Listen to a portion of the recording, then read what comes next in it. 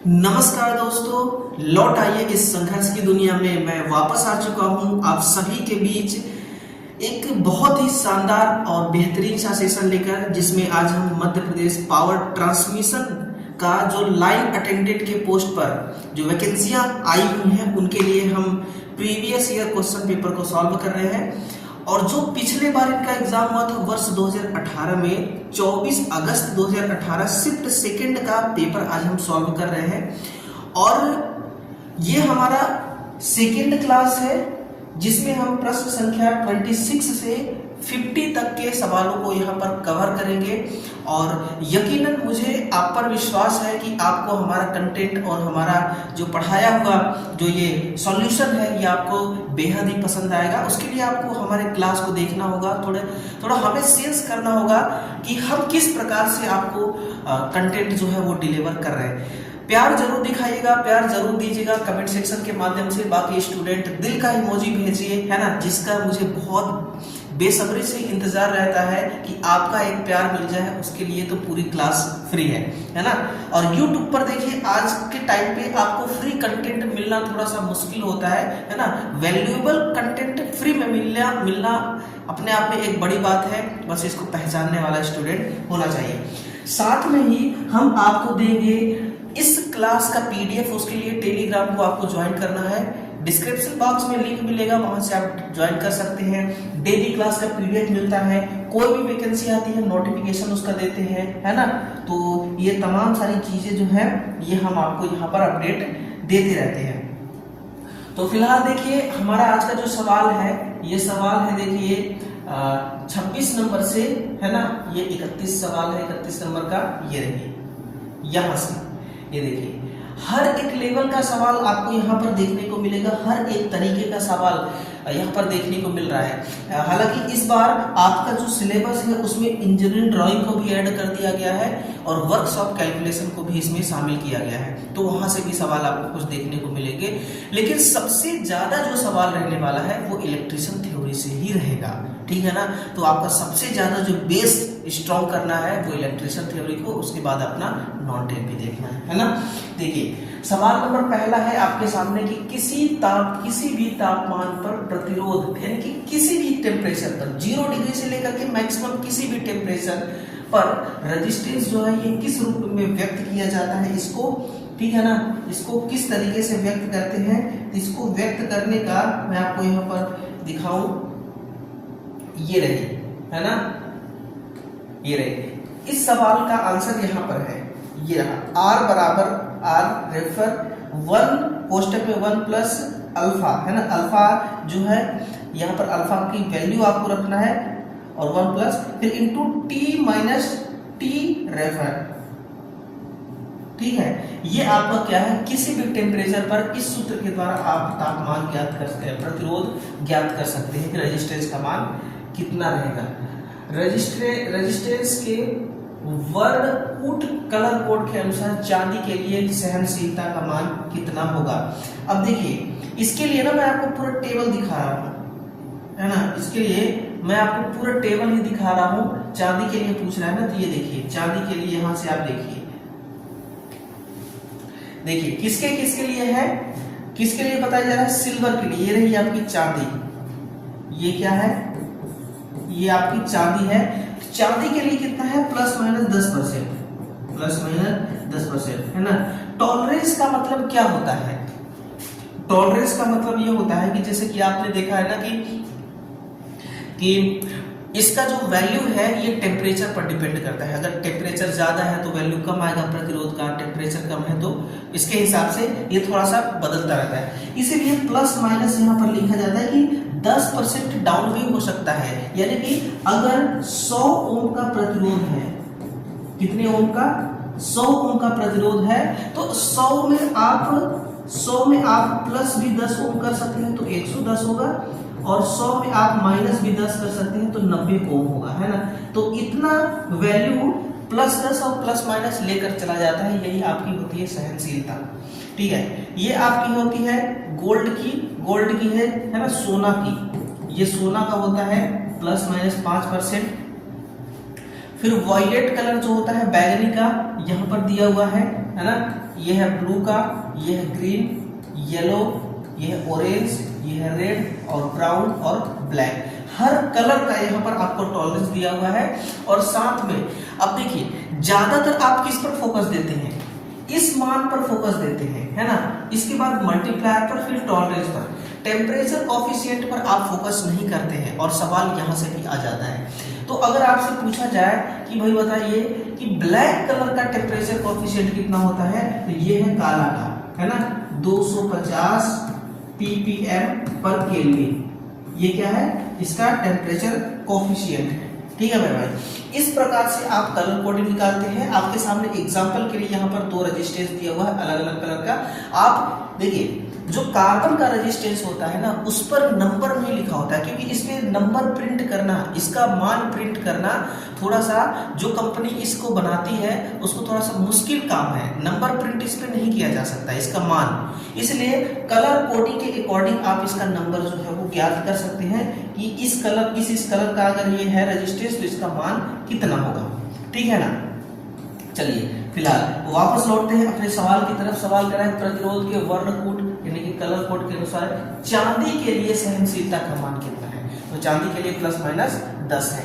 ये किसके लिए है, ये सोना के लिए है, ये सोना के लिए, और ये है आपकी चांदी के लिए, है ना। तो सोना और चांदी का यहाँ पर दिया हुआ है। साथ में जो क्वेश्चन नंबर आपका 28 है कि एक डीसी जनरेटर किसके सिद्धांत के आधार पर विद्युत शक्ति उत्पन्न करता है, पावर जनरेट करता है।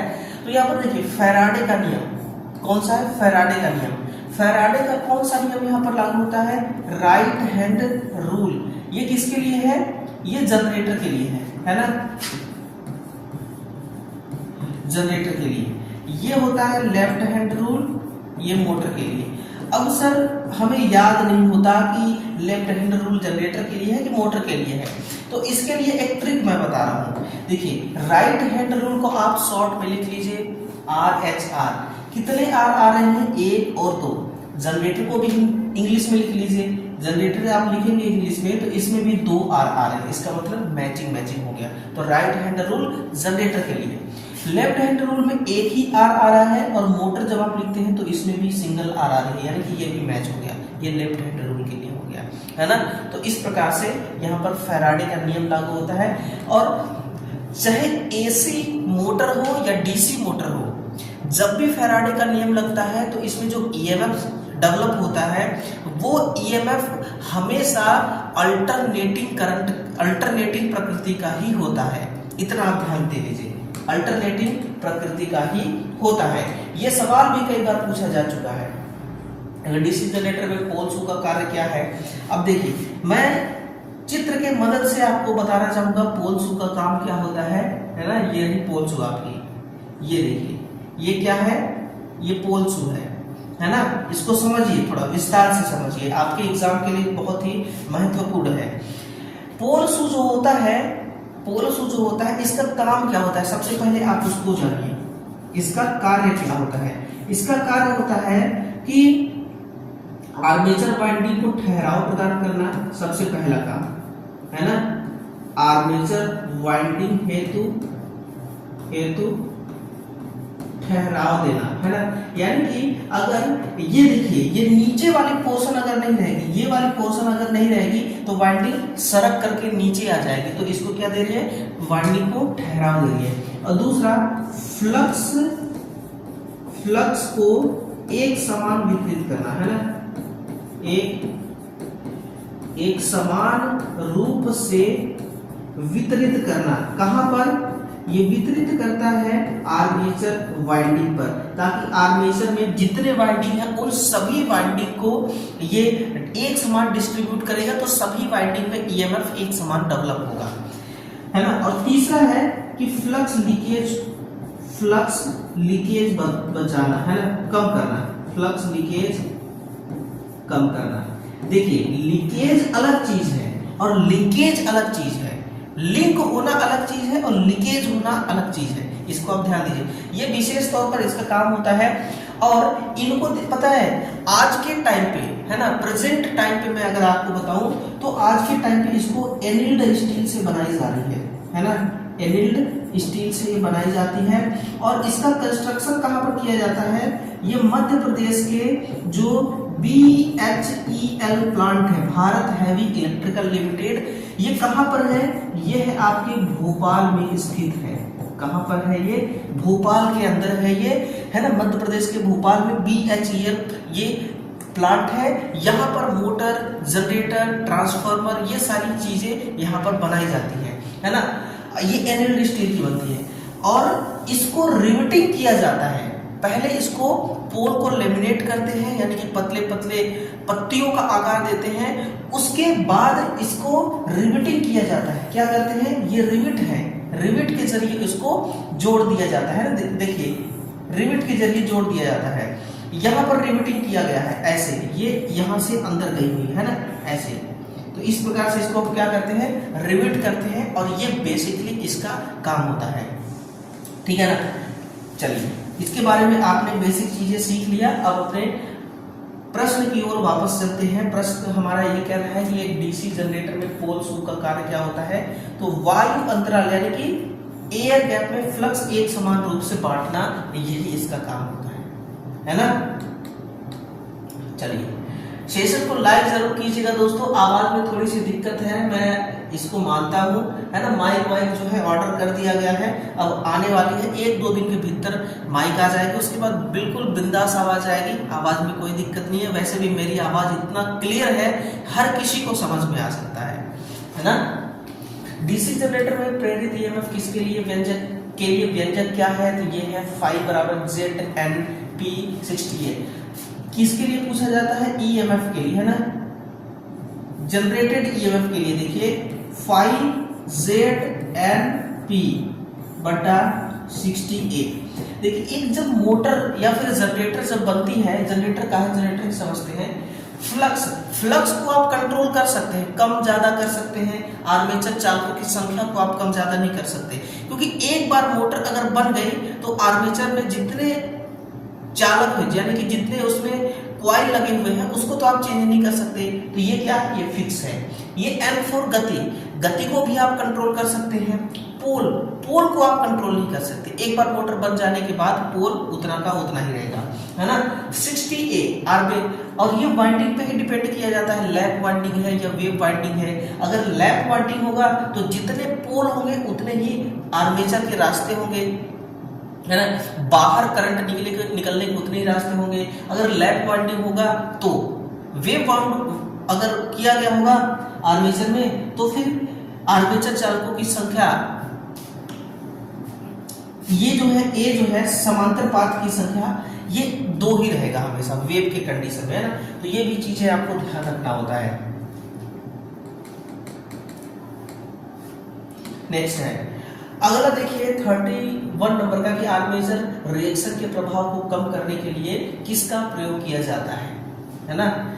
फील्ड वाइंडिंग, पोल्स का, कम्यूटेटर्स का, या इंटरपोल का। इंटरपोल से याद आया कि जो इंटरपोल होती है ना, एक इंटरपोल होती है और एक क्या होती है, कंपनसेटिंग वाइंडिंग, है ना, कंपनसेटिंग वाइंडिंग। देखिए, ये जो कंपनसेटिंग वाइंडिंग और इंटरपोल है, ये दोनों तो है वाइंडिंग, इनमें बहुत ज्यादा डिफरेंस नहीं है ना, इनमें बहुत ज्यादा डिफरेंस नहीं है। डिफरेंस है ही तो जब इंटरपोल आप मोटर में करते हैं तो ये थोड़ी सस्ती पड़ती है। ये क्या होती है, थोड़ी सस्ती पड़ती है। कंपनसेटिंग वाइंडिंग जो है ये महंगी होती है। ये क्या होती है, महंगी होती है। और ये आर्मेचर के पोल फेस को, आर्मेचर वाइंडिंग जहां पे लगी होती है, मेन पोल जहां पर लगी होती है, वहीं पर कंपनसेटिंग वाइंडिंग के लिए हम इंटरपोल लगाते हैं, तो वो 70% एरिया को कवर करती है। अभी मैं आपको दिखा रहा हूं, जैसे देखिए, है ना, ये देखिए, अरे बहुत ज्यादा बना क्या, छोटा बनाते हैं अपन। ये देखिए, पोल फेस हो गया, ठीक है ना, ये क्या है, पोल फेस है, ये आर्मेचर है ना। ये हो गया आपका N पोल और ये है आपका S पोल। अब देखिए कैसे कैसे आप ज्ञात करते हैं, क्या ज्ञात हम कर रहे हैं, कंपनसेटिंग वाइंडिंग को ज्ञात करते हैं कि कितना % एरिया को कवर करती है ना वो। देखिए, इस टिप से लेकर के इस टिप, ये जो टिप है, इन दोनों के बीच की दूरी को हम क्या कहते हैं? इन दोनों के बीच की दूरी को हम कहते हैं पोल आर्क। इसको क्या कही जाती है? पोल आर्क, है ना। और यहां से लेके यहां तक के बीच की दूरी को कहा जाता है पोल पिच। ये क्या है? ये है पोल पिच, है ना। तो कंपनसेटिंग वाइंडिंग का एरिया अगर आपको ज्ञात करना है तो कंपनसेटिंग वाइंडिंग इसको कैसे आप ज्ञात करेंगे? पोल आर्क बटा पोल पिच। कैसे ज्ञात करेंगे? पोल आर्क बटा पोल पिच, है ना। इसका वैल्यू आप रख देंगे तो आपको 70% मान मिलेगा।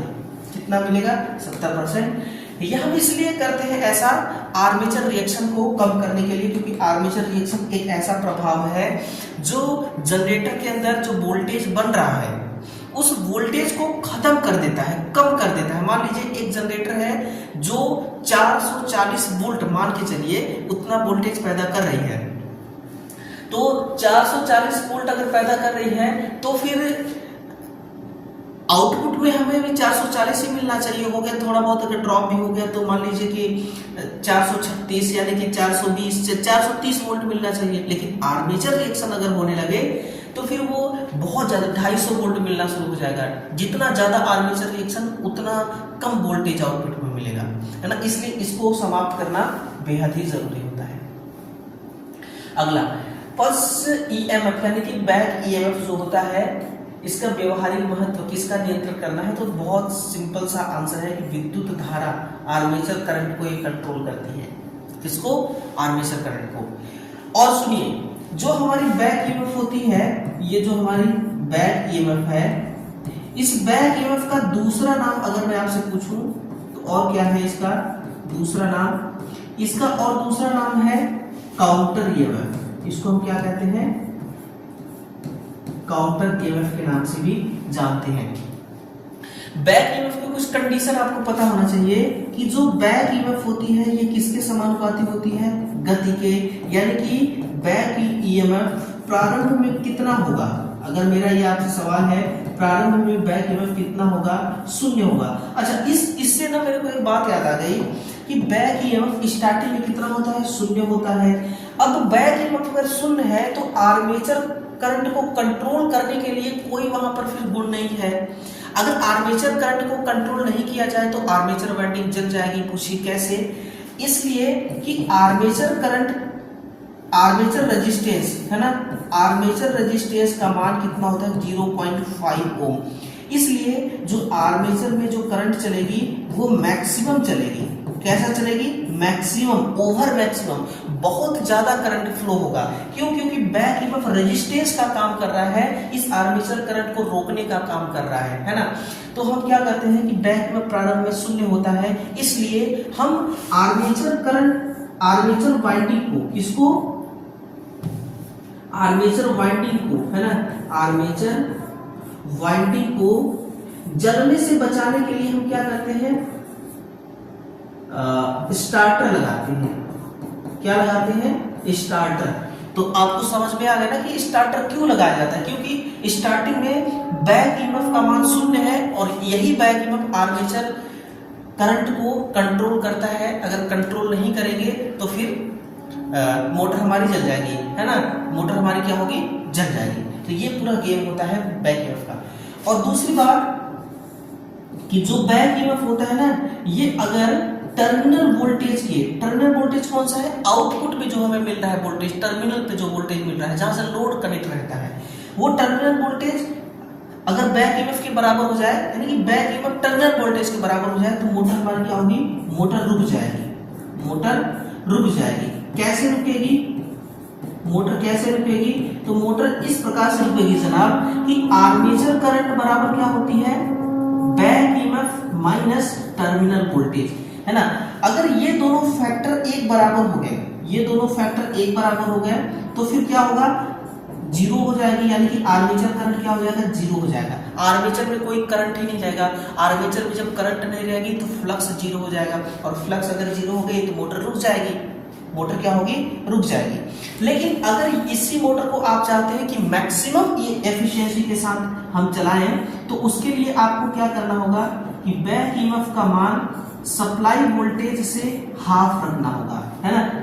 इस कंडीशन में आपकी मोटर अधिकतम दक्षता के साथ चलेगी। तो अगर आपसे ये पूछा जाए कि मोटर को मैक्सिमम एफिशिएंसी पर चलाना है तो फिर क्या करना होगा, तो आपको बैक ईएमएफ को सप्लाई वोल्टेज से आधा करना होगा। क्या करना है, बैक ईएमएफ को सप्लाई वोल्टेज से आधा करना है ना। बहुत डिटेल के साथ हम लोग पढ़ रहे हैं दोस्तों, और इतना डिटेल से पढ़ना आपके लिए बहुत ज्यादा जरूरी है ना, बहुत ही ज्यादा जरूरी है।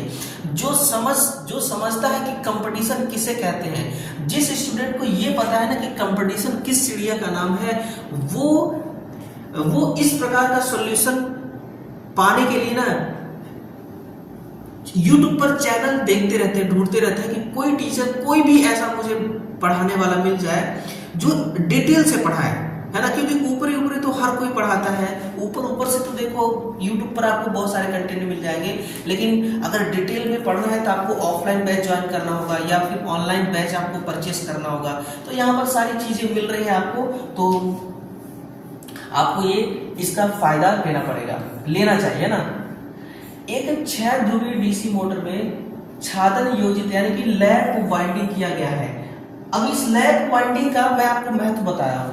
आर्मेचर वाइंडिंग है, प्रति ध्रुव फ्लक्स 30 मिली वेबर है। आर्मेचर संवाहकों की संख्या 200 है और 230 वोल्ट आपूर्ति से जोड़े गए हैं, और आर्मेचर करंट आपको दिया गया है 50 एम्पियर। तो आपको क्या ज्ञात करना है कि आर्मेचर रेजिस्टेंस 0.5 है, मोटर का आरपीएम ज्ञात करना है और मोटर का बैक ईएमएफ ज्ञात करना है। क्या क्या ज्ञात करना है आपको, आरपीएम, है ना, और बैक ईएमएफ। अब देखिए, जो बैक ईएमएफ होता है वो हमेशा सप्लाई वोल्टेज से कम ही होता है। सप्लाई वोल्टेज हमारा कितना है, 230 वोल्ट। अब ऑप्शन की तरफ आइए, देखिए एक है 205 वोल्ट, ठीक है, 250 वोल्ट जो कि 230 से ज्यादा है, तो ये कभी हो नहीं सकता। बैक ईएमएफ सप्लाई वोल्टेज से ज्यादा नहीं जा सकती, तो ये ऑप्शन हो गया गलत। अब एक है 200, तो 200 और 230 में बहुत ज्यादा का फर्क नहीं है, लेकिन इतना भी डाउन नहीं होता है बैक ईएमएफ, ठीक है, तो ये भी आपका हो गया गलत। ऑप्शन नंबर बी और डी में है 205, तो ठीक है, चलिए हम दोनों को लेकर के चलते हैं। अब देखिए, ये बैक ईएमएफ का फॉर्मूला जो होता है ना, वहीं से हम गति निकाल सकते हैं, 5ZNP बटा 60A, है ना। ये क्या है, ये बैक ईएमएफ के लिए सूत्र है।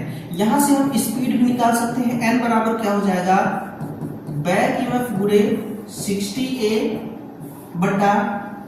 बटा 5NP, 5N और P। ये फॉर्मूला के जरिए हम स्पीड निकाल सकते हैं।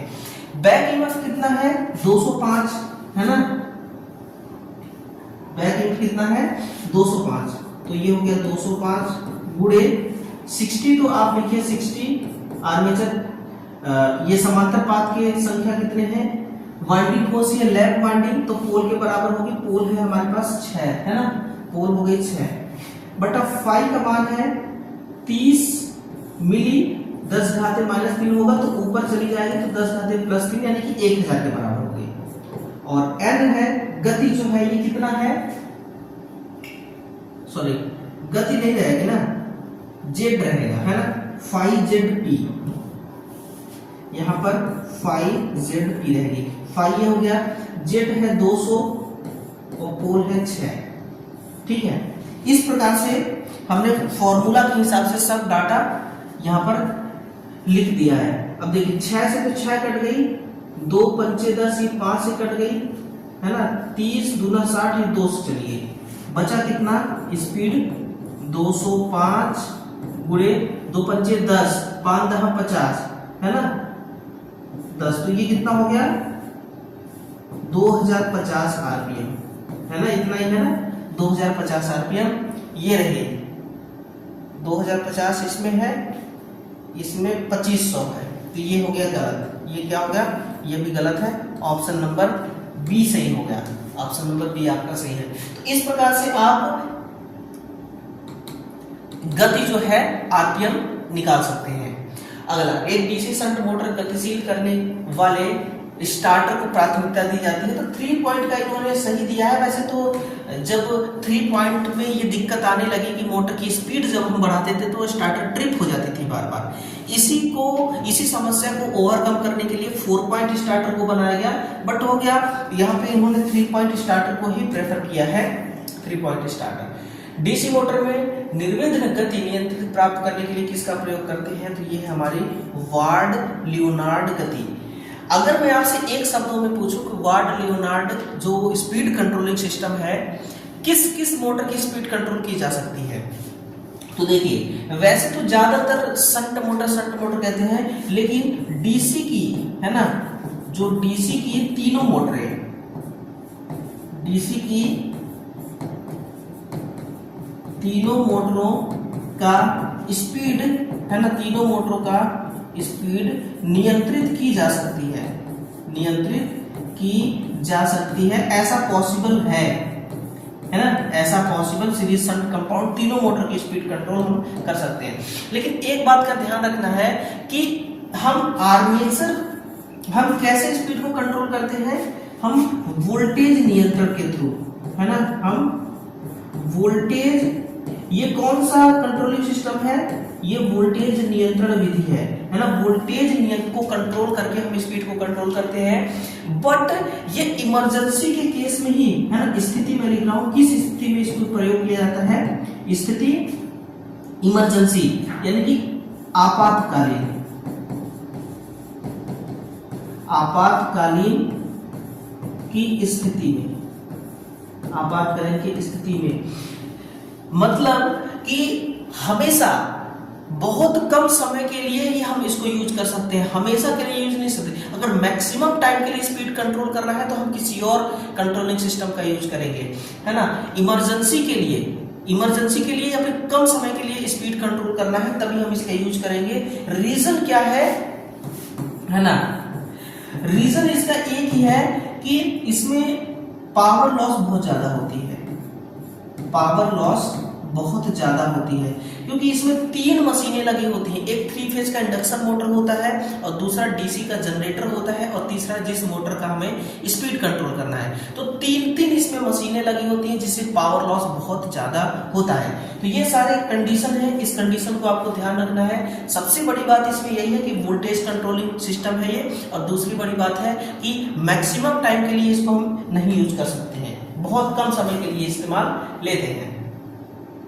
ऐसे पदार्थ होते हैं जिनमें पराविद्युत सामर्थ्य होता है ना, तो इंसुलेटर ही होते हैं ऐसे। इंसुलेटर में डाइलेक्ट्रिक स्ट्रेंथ ज्यादा होती है।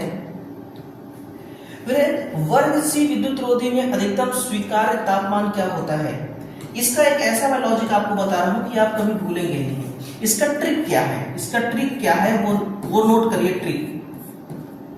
ट्रिक है यू आर इंजीनियर, है ना, यू आर इंजीनियर,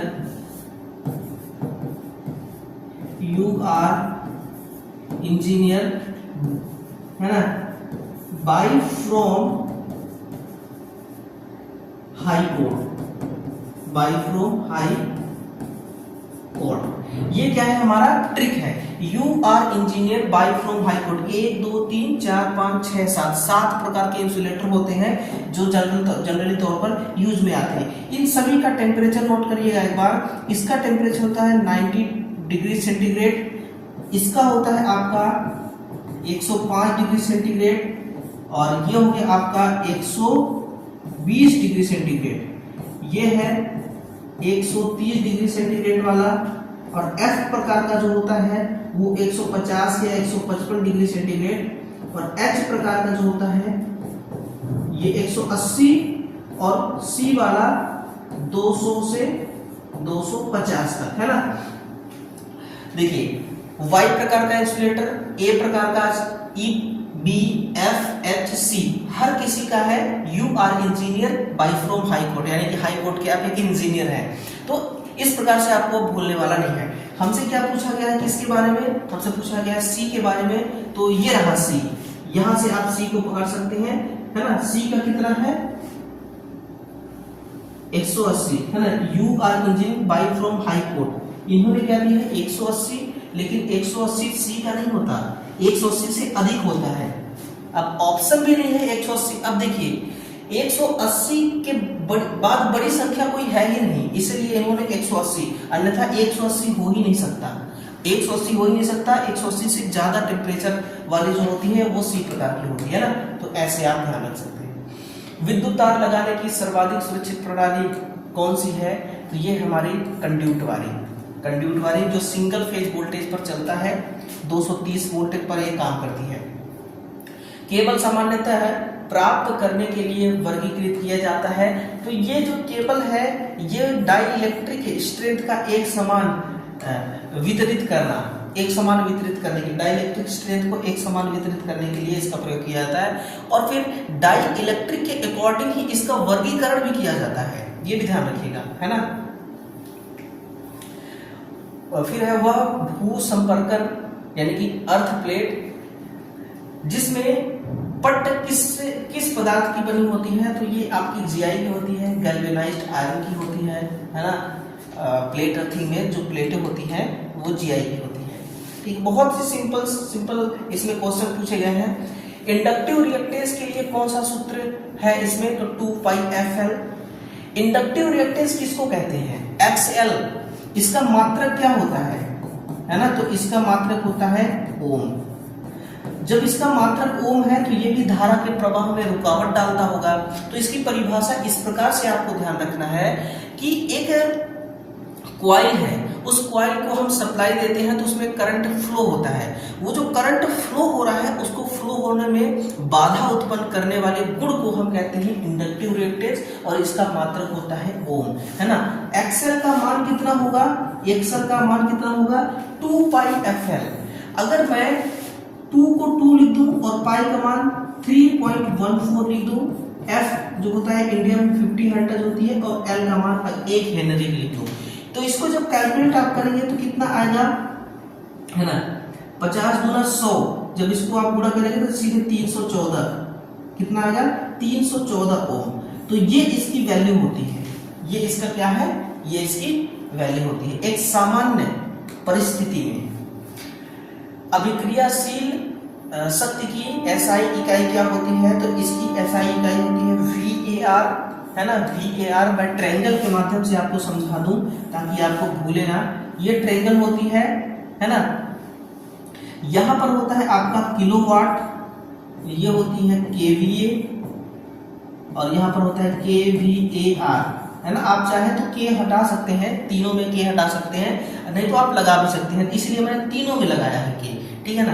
ये होती है हमारी, इसको हम कहते हैं वास्तविक शक्ति। ये हम क्या कहते हैं इसको? वास्तविक शक्ति।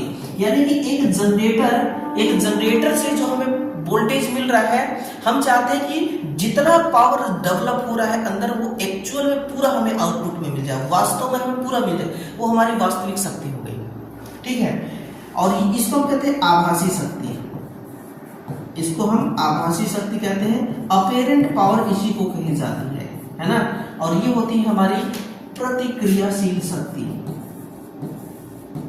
प्रतिक्रियाशील शक्ति, है ना। इसी के बारे में पूछा गया है। अब प्रतिक्रियाशील शक्ति का इस्तेमाल कहां पर किया जाता है? तो ये देखिए, ये जो पावर है, इस पावर का लेन देन किस लोड से है और किस लोड से नहीं है? इसका है इंडक्टिव लोड से, मतलब किससे है? इंडक्टिव लोड से ये मतलब रखता है, और कैपेसिटिव लोड से, और ये कैपेसिटिव लोड से मतलब रखता है। रजिस्टिव लोड से कोई मतलब नहीं रखता। एक बात आप लिख लीजिएगा कि जो कैपेसिटर होता है, ये क्या करता है कि जो प्रतिक्रियाशील शक्ति है, इसको क्या करता है?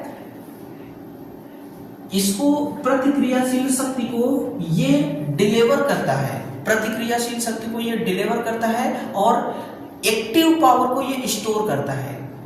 कैपेसिटर एक्टिव पावर को यानी कि सक्रिय शक्ति को ये स्टोर करता है, और प्रतिक्रियाशील शक्ति को ये प्रदान करता है। और जो प्रदान कर रहा है उसको इंडक्टिव शक्ति, इंडक्टर जो है ये इसको स्टोर करती है और फिर साथ में एक्टिव पावर को ये डिलीवर करती है। समझ रहे हैं? तो इस प्रकार से इंडक्टर और कैपेसिटर का काम होता है। VAR इसकी वैल्यू का, VAR जो होता है इसको हम VAR से दर्शाते हैं। कहने का मतलब हमारा ये है, यदि एक ही आवृत्ति के दो वैकल्पिक परिणामों में अलग अलग प्रवर्तन बिंदु होते हैं तो उन्हें क्या कहा जाता है कि वे एक ही है ना। अगर मैं करंट, वोल्टेज और तीनों फेज का करंट लूं तो आर फेज अगर मेरा यहां से आ रही है ना, आर फेज यहां से आ रही है और वाई फेज मेरी यहां से आ रही है और जो बी फेज है वो यहां से। तो देख रहे हैं क्या बोला जा रहा है कि अलग अलग प्रवर्तन बिंदु, इसका बिंदु यहाँ पर है, अलग टाइम पर है, इसका अलग टाइम पर है, इसका अलग टाइम पर है, इसको हम क्या कहेंगे? इन फेज, है ना। इसको हम क्या कहेंगे? इन फेज डिफरेंस में, है ना। ये क्या है? फेज डिफरेंस में है। फिर एक 3 धारा मार्ग वाले स्टार संयोजित लोड में रैखिक धारा किसके बराबर होती है? तो ये हमारी रैखिक धारा जो होती है फेज करंट के बराबर होती है ना। स्टार में क्या होता है? स्टार में ये होता है कि फेज करंट और लाइन करंट एक बराबर होते हैं और phase voltage, line voltage star delta में एक बराबर होती है। ट्रांसफार्मर में बुकोज रिले का काम क्या होता है? तो इसका काम होता है कि गैस निकालने और परिपथ विच्छेदक सर्किट को ट्रिप कराना, ये होता है हमारा बुकोज रिले।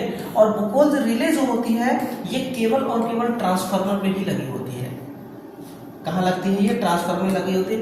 ट्रांसफार्मर के अंदर कोई सा भी फॉल्ट आए, जैसे शॉर्ट सर्किट फॉल्ट हो गया, वाइंडिंग का इंसुलेशन छिल जाना, ये वाली एक फॉल्ट हो गई, ओवरहीटिंग का फॉल्ट हो गया, ट्रांसफार्मर का जो बुश लगे होते हैं वो पंचर हो जाए, तो इन सभी इंटरनल फॉल्ट के केस में ये एक हॉर्न बजाता है और फिर सर्किट ब्रेकर को एक कमांड भी देता है और सर्किट ब्रेकर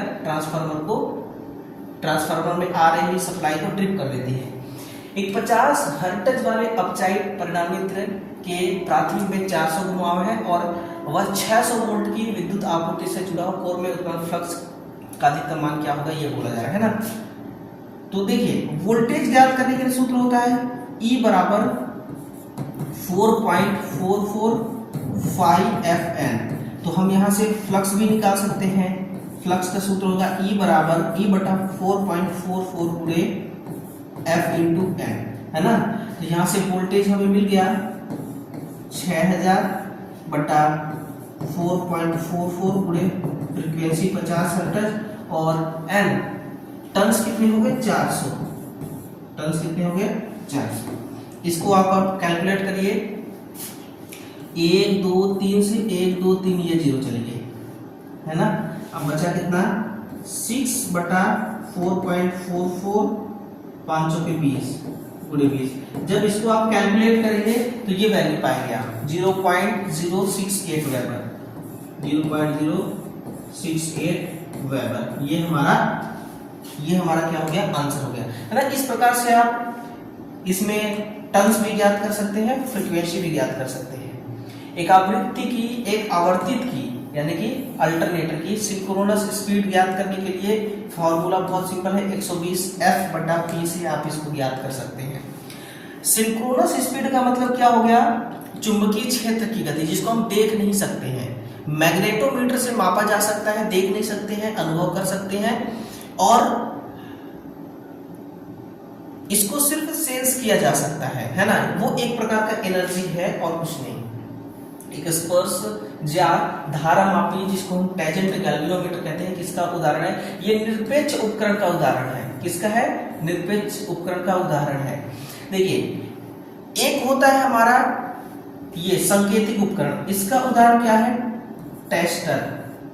जो हमारी टेस्टर होती है उससे हम क्या करते हैं?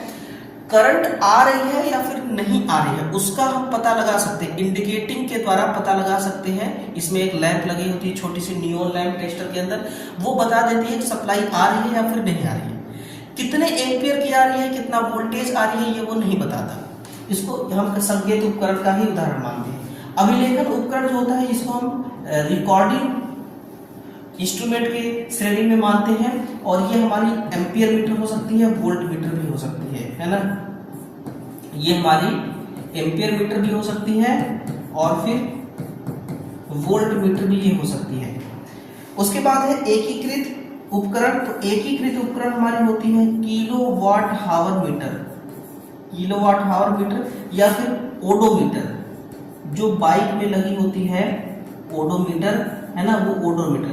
इनकी विशेषता ये होती है एकीकृत उपकरण का कि जब से अगर ये किलोवाट हावर मीटर जो है ये अगर आपके घर में लगी है तो जब से इसको आप सप्लाई से कनेक्ट कर देंगे और रीडिंग बनना स्टार्ट हो गया तो वो रीडिंग जीरो, लाइट कट जाने के बाद भी जब ये मीटर चालू होगा तो जीरो से चालू नहीं होता, वो रीडिंग जितने पर रुकी हुई थी उतने से फिर स्टार्ट होती है।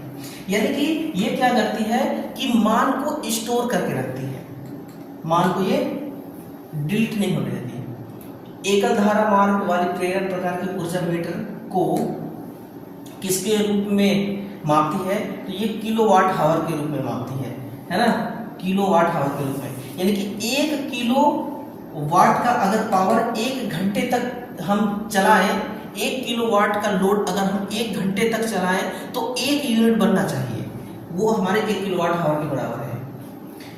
फिर लास्ट है आज का सवाल कि एक स्रोत द्वारा उत्सर्जित दृश्य प्रकाश की कुल मात्रा की एक माप है, इसको हम कहते हैं ल्यूमेन। ल्यूमेन एक सोर्स द्वारा जितना, यानी कि एक लैंप द्वारा जितना प्रकाश उत्सर्जित होता है उस प्रकाश की कुल मात्रा का एक माप है जिसको हम ल्यूमेन कहते हैं, जिसको हम ल्यूमेन कहते हैं।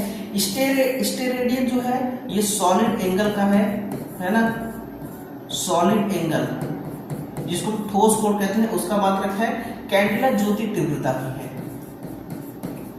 ये किसकी है, ये ज्योति तीव्रता की मात्रक है ना। तो इस प्रकार से आपका ल्यूमेन, ज्योति तीव्रता और कैंडेला इस प्रकार हो गया, ठीक है। बाकी देखिए और भी सवाल है लेकिन आज हम इतना ही सवाल हल करेंगे। बाकी जो 25 सवाल रह रहे हैं उन सवालों को अब हम अगले दिन अगले सेशन में देखने वाले हैं। तो फिर अपने इस सेशन को यहीं पर हम समाप्त करते हैं। बाकी इसका पीडीएफ आपको यहाँ से मिल जाएगा, टेलीग्राम को आप ज्वाइन कर लीजिएगा, यहाँ से आपको पीडीएफ मिल जाएगी। डेली क्लास का पीडीएफ आपको टाइम टू टाइम हम अपडेट करते रहते हैं यहाँ पर, ठीक है। बाकी हमारा कंटेंट कैसा लगा, ये सेशन कैसा लगा और पढ़ाने का सिस्टम कैसा लगा, ये सब कुछ आपको कमेंट सेक्शन में जरूर जरूर जरूर लिख करके बताना है।